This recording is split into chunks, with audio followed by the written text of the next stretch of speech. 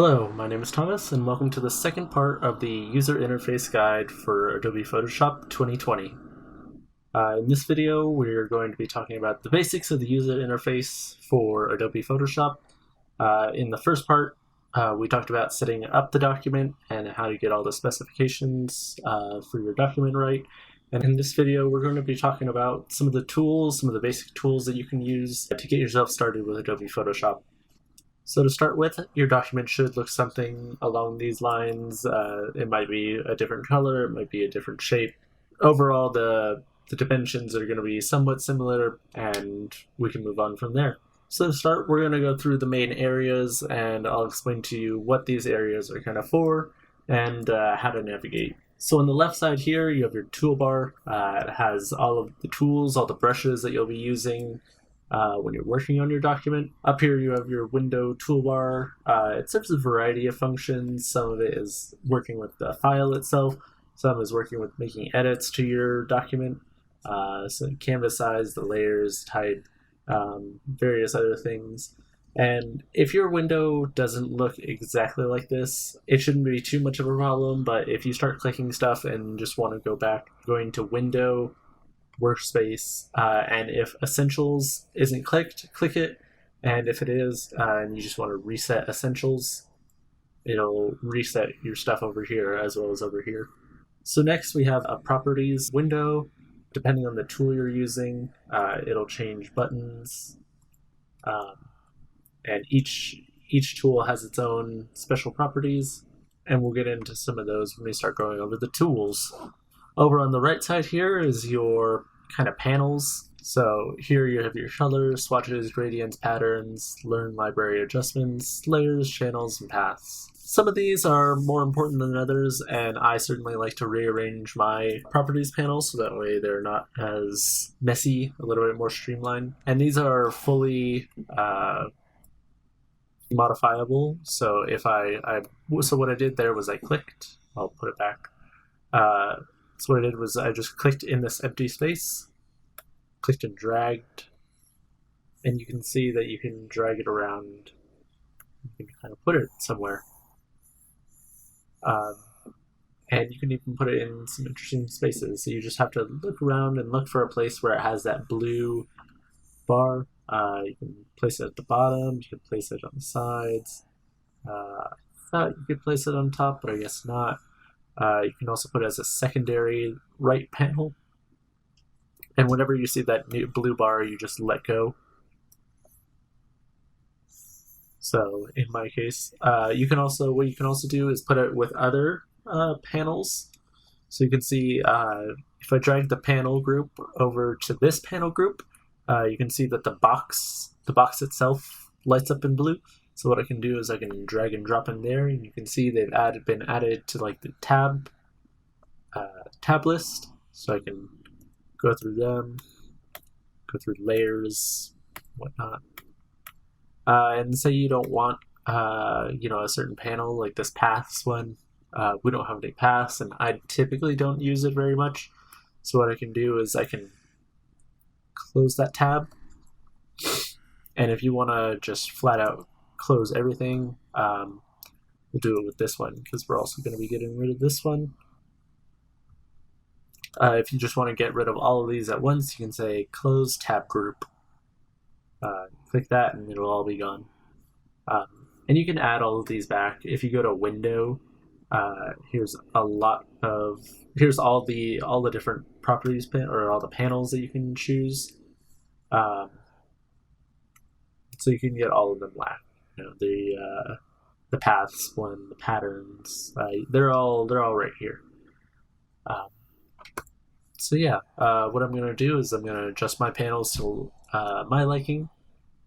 So I typically get rid of that one. Layers will keep. Patterns, get rid of. Gradients, get rid of. Swatches, get rid of. We'll keep color. So what I like to do to separate tabs from a panel group, you just click and drag like you would a panel, and it becomes a new window. And what I like to do is I like to put this one down here, and you can adjust the scale by going to the edge and hovering your mouse over the divider and clicking and dragging so that way it slides up and down. I like to make it about square-ish. And then the second window that I like to use that I feel should just come opened up as is the navigator. And this one I like on the bottom as well. Histogram, we'll get into that in a later video. We don't really need it in this one. We'll actually put this one between. I like my layers being on the bottom. And so yeah, what this tool does is what this window does is just allows you to zoom in, especially if you're using like a pen, like I am, a pen with on a drawing tablet. This window makes moving or navigating around your document a lot easier. And the other thing that I like to do is I like to make this 2 rows instead of just the one. You can do that by clicking these 2 arrows up at the top left of the left toolbar, and that just makes it so that way it's in 2 rows instead of 1. This is just one of those old habits that I have. So we'll start off with probably the most important thing, and this is in just about every other photo editing software or art software, and that is the layer system. So what the layer system is exactly what it sounds like. It's a bunch of layers, and you can think of it as like one layer stacked over another, kind of like a cake, but like turned on its side. So I'll draw it out over here on this canvas. So if you have a few layers, you can think of this top layer as the front. That was a terrible square, but we'll just get over it. You can think of the second layer as being one behind it. This one is one behind that. And then finally your base layer is one more behind that. Each of these layers is stacked on top of each other to create the final image. But the reason they do this is for editing purposes. Having everything on separate layers makes editing a single portion of a larger image a lot easier than just drawing on a single layer, which is something really important that they teach you when you're first learning Photoshop. Is when in doubt, create layers. Just for everything. And sometimes you'll get used to this more and more as you use it, but you'll learn how to organize your layers. But generally, as a rule of thumb, the more layers the better. Now that we've got the layer system out of the way, we'll talk about what is in this layers panel. So down here you have a couple of buttons that are important. The most important one is the new layer button, which is this one right here. Click it and it'll create a new layer, and this one will be on top, so it'll be in the front the most, and this one will be behind it. This next one is the group layer. So if you have a lot of layers and you want to organize it, rather than having this long list that you have to constantly scroll up and down if you want to adjust something, what you can do is click one layer, and then you can either control select specific ones, or you can click and then shift click to select everything in between. What you can do then is group them. So this one is called group 1, and if we click this arrow on the left side, you'll see that we have all our layers 11 through 6. And again, they're right on top of each other. They function the exact same way. It's just a little cleaner for your document. Down here you have your layer adjustments. Here you have a lot finer control over colors, over you have just like you have finer controls over the colors of your document. And we'll go over a lot of these in a later video, but for now we'll just skip over that. The mask tool is the next one, a layer mask. This one is a very important one, but we won't get into it in this first tutorial. but certainly in one of the later videos. I believe this is one of the most important tools that you'll use with Photoshop. It's very handy, and we'll get into that later. And then you have your effects. These are just kind of quick and easy effects that you can add to your document. Say I had like a line.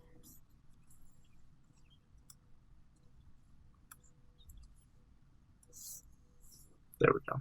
Just a singular line. We'll add a stroke to it. So what I can do is if I change the color, using the color, you can see, I don't know if you can see it, but there's a thin red line following the outside. And if I make that bigger, you can see the red line gets bigger and bigger. There's also a little tiny dot of black. There's probably just like a single pixel where I accidentally clicked or something. But yeah, you have these are some quick, easy controls. You can determine the size of your stroke, the position, whether the stroke comes from the outermost pixel outwards, from the outermost pixel inwards, or in the center where it counts an even direction both ways, but split. So 21 pixels, it'll count, what is that? 11, we'll 10 and a half, we'll just say 10. It'll count 10 pixels outwards and 10 pixels inward from the outermost pixel. Blend modes, those just kind of change how how it interacts with the layers below it. You can also change the opacity. If you don't want to see your line, you can set it to 0 if you want. And yeah, you can also fill it with different stuff. But these are just quick, easy effects that you can add. You can mess around with some of these, and we'll talk about them in later videos. With that, we'll move on to the navigator. Navigator, again, allows you to zoom in and out and kind of move a little easier around your document. The color swatch just makes an easy way to select colors. There's also different ones that you can use.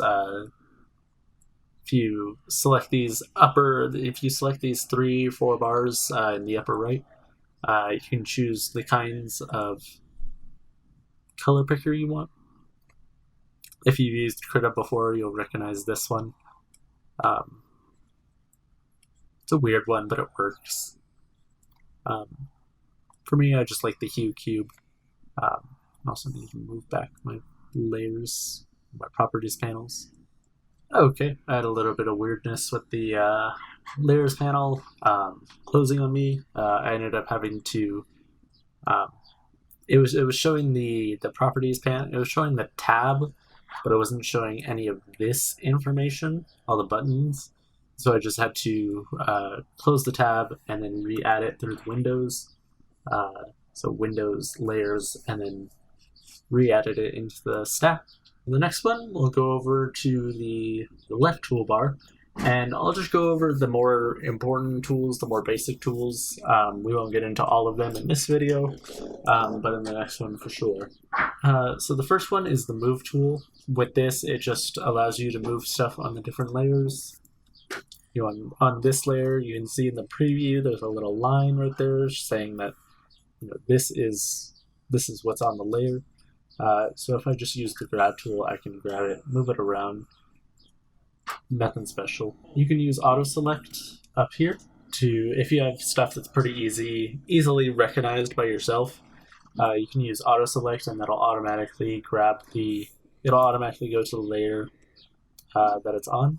So as you can see, I was on layer 12, which doesn't have the line on it, but if I click the line anyways, it goes to layer 5 and grabs it for me. The marquee tool, this is a very important one.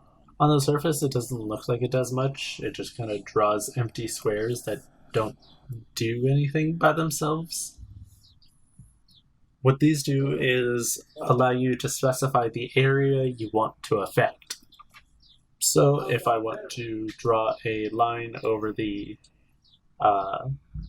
draw a box over the line, what I can do is I can draw a rectangle over it. You can also move it around. If you have the rectangular marquee selected, move it around. And what you can do is you can take another tool, like the eraser tool, and if I draw over here, nothing happens. But as I get closer and closer and start to go within the box, you can see it starts to erase, but it only erases within the box. And as you can see in the layer preview, it's just a few pixels, but you can see that now the middle of that line has been erased. It's a very important tool. We'll get more into the uses of it in later videos, but for now, just think of it as a way to specify where you want stuff affected. You can also access these other marquee tools by going to the rectangular marquee tool and clicking and holding, and that'll open up a new bar, and then while continuing to hold, you can drag over and select these other ones. Elliptical marquee tool, that draws ellipses. And the cool thing about this also works with the rectangular marquee tool, is if you hold shift, it'll draw perfect circles. The next tool is the lasso tools, and these are essentially marquee tools, but a little bit more freeform. They're a little less restrictive on the shape. So the lasso tool, you can create any shape you want, and when you let go, it'll auto-connect the last bit. This isn't the most precise method, but it works if you're just select a general area. If you want to be a little bit more precise, you can use the polygon lasso tool. It does the same thing as the regular lasso tool. And to get rid of a selection, you just click outside of the selection with either the marquee tool or one of these other tools. So with the polygon lasso tool, what you can do is does the same thing as the lasso tool, except you can only draw straight lines.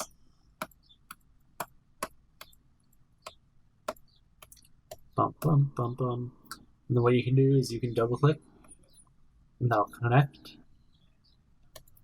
And another thing you can do with the polygon lasso tool is if you hold shift, it'll snap to 45-degree increments. So 0, 45, 90, and then so on and so forth, 180, 270. So yeah, it snaps to the 45-degree increments. You can draw it, drop a line, and then go on from there. There we go.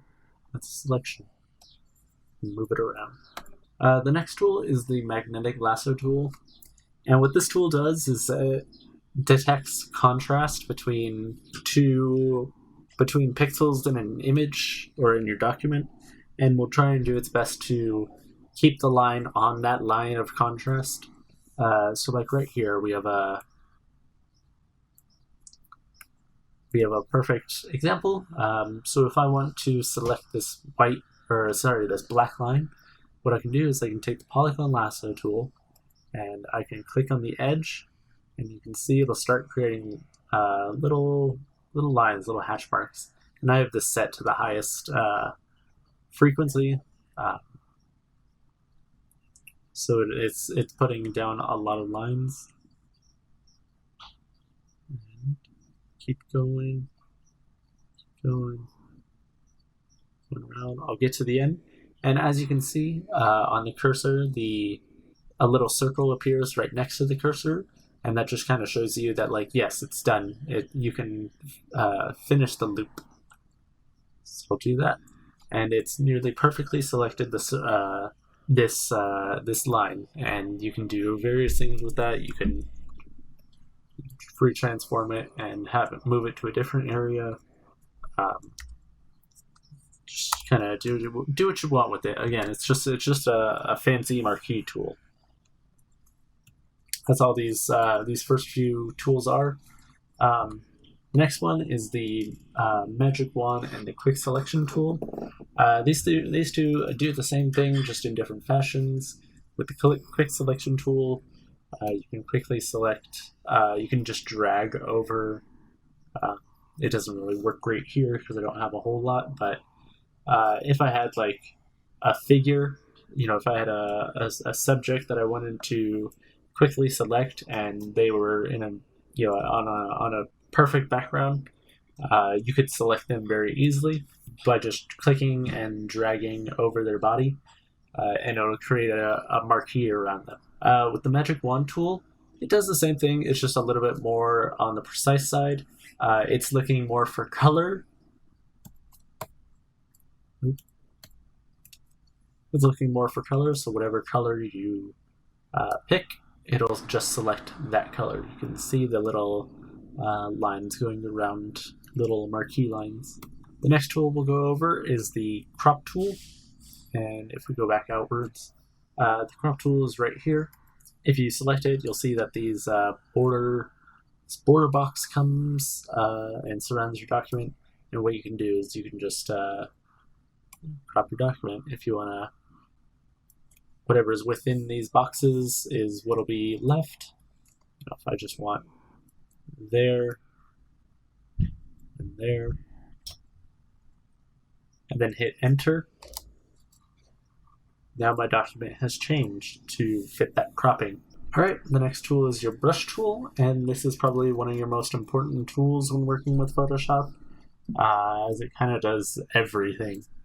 So with your brush tool, it's just a brush. You can paint with it. Just allows you to draw lines, different shapes. There are different brushes.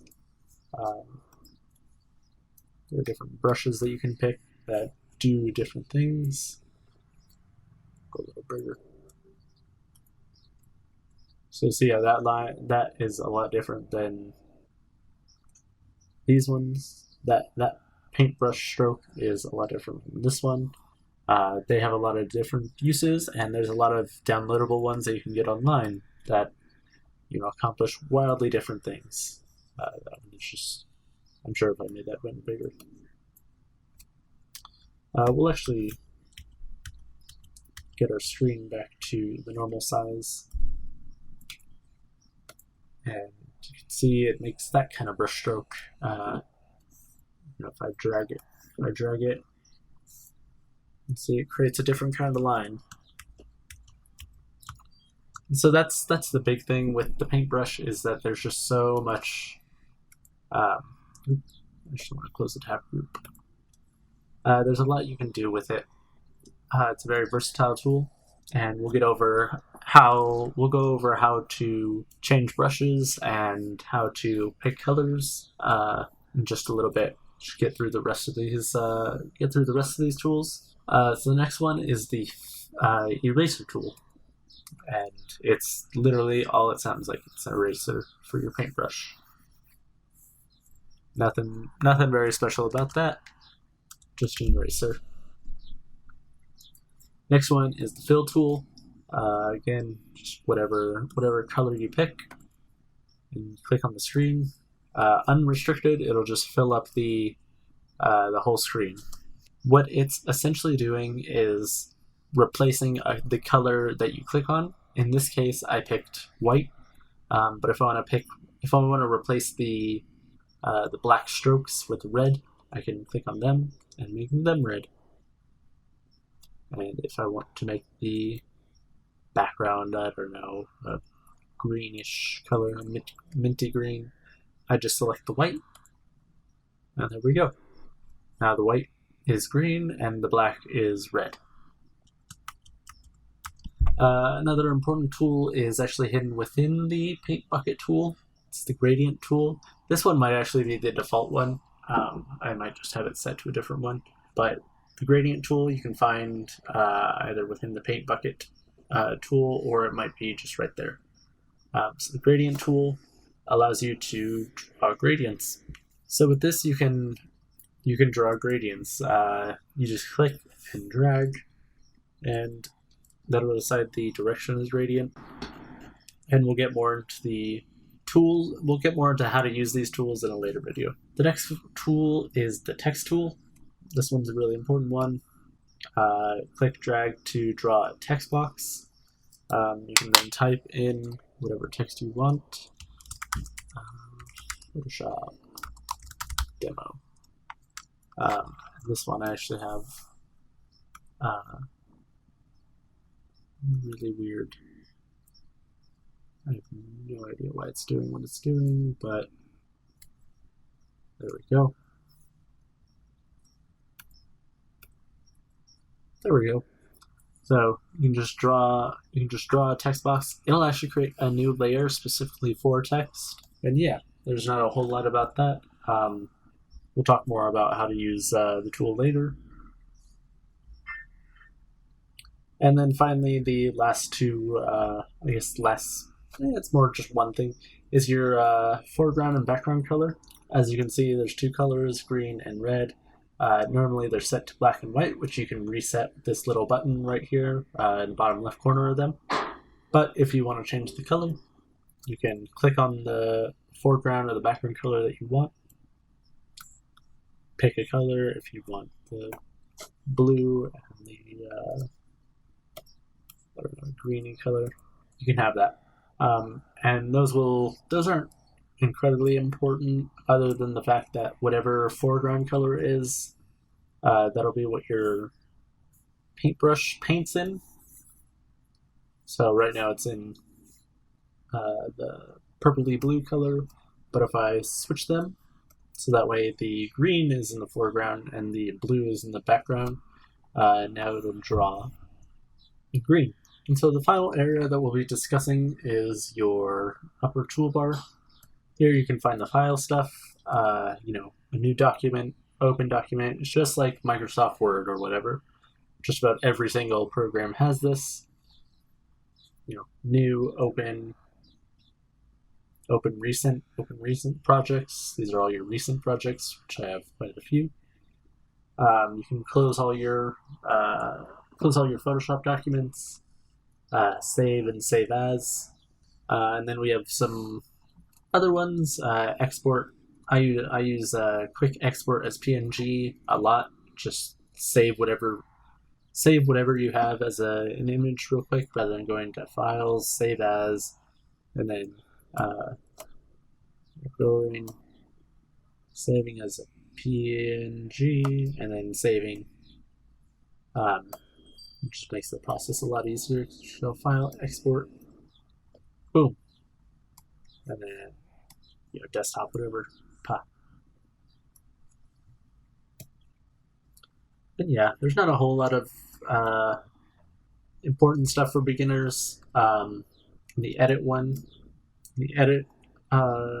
tab, you can find the stuff like cut, copy, and paste. An important one you'll find is fill and stroke. So if I have a circle and I want it to be filled with a yellow, I can say edit, fill, and then I want the foreground color. You can click this and go to your background color, or you can just choose a random color from here. But in this one, I want foreground color. There's also some other options, black, gray, and white, as well as some other options. But you can do that. You can stroke it, fill it. The next one we'll be talking about is stroke, which is strokes the edge. As we were talking about the layer down here, the quick effects. This is sort of the long way to do it. I say long, it's not really that long, but here we go. Now we have I think it's like an 11 pixel wide stroke around the circle. Some other important ones are free transform. Whatever is on the layer, you'll be able to transform it, which is scaling. If you go over to the corner and kind of go outside, you can rotate it, which for a circle does nothing. And then you can scale it however you wish. If you hold shift, it'll keep the same ratio that it was, the same height to width that it started with, the same ratio. And yeah, to kind of confirm your decision, confirm your transforms, you'll hit enter. So over next to that, you have image. You have some modes, some adjustments, kind of odds and ends here. Mode, say you wanted to go back, say you made a mistake and you didn't want RGB, you wanted CMYK because you're going to be printing this. Here you can change the color effects. We'll just merge them. So it created a new layer, but as you can see, everything is a little bit duller because with CMYK, there's just not as bright colors as there is with RGB because the printer can't replicate that. So you can see the yellow is a little duller, and so is the green. It's just not as bright. Go back, see, they're nice and bright. Oh, that's another thing. For undoing, a good shortcut to learn is keyboard hotkey. So if you want to undo, you can press Control Z and it'll undo. And if you want to redo some of the steps, you can do Control Shift Z. It is Control Left Shift Z, and that'll redo anything you've undone.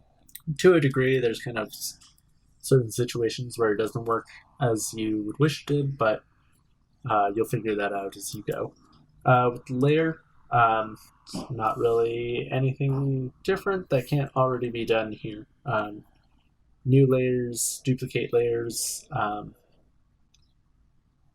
can rename a layer. It's just kind of the long way of going down here, so we won't go over that too much. Type, these are just your text options. Nothing really too much here. For the selection, again, if you don't know the keyboard shortcuts for something, here's the quick way to do it, or the long way to do it, with also the keyboard shortcuts to speed up the process a little bit. If I want to select everything, I can do that. I can go to select all, or I can just, if I wanted to, go away. Hit Control A, and that'll select everything. Filters. Filters are quite useful. When you have a lot of images and stuff, it's really useful, but for like a filter gallery, these are just sort of basic filters that you can apply. I say basic, there's quite a long list of them. So if I want a motion blur, I can